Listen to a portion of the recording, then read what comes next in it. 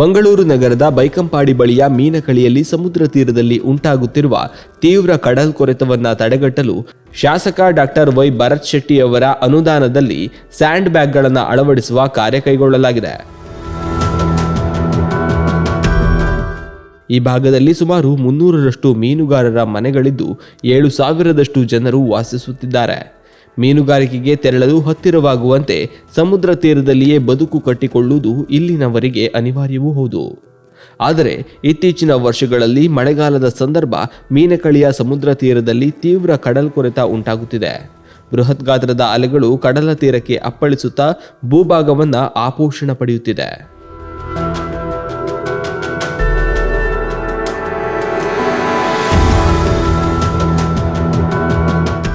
ಆದ್ದರಿಂದ ಇಲ್ಲಿನ ಮನೆಗಳು ಹಾಗೂ ರಸ್ತೆಗಳನ್ನು ರಕ್ಷಿಸಲು ಸ್ಯಾಂಡ್ ಬ್ಯಾಗ್ ಮತ್ತು ಕಲ್ಲುಗಳನ್ನು ಅಳವಡಿಸಿ ತಾತ್ಕಾಲಿಕ ತಡೆಗೋಡೆ ನಿರ್ಮಿಸಲಾಗುತ್ತಿದೆ.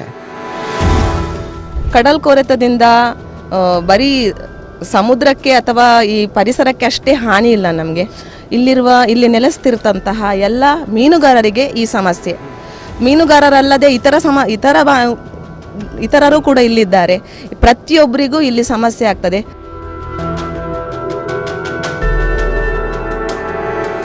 ಪ್ರತಿ ವರ್ಷ ಮಳೆಗಾಲದ ಸಂದರ್ಭ JCB ಬಳಸಿ ಈ ಕಾರ್ಯವನ್ನು ಮಾಡಲಾಗುತ್ತಿದೆ.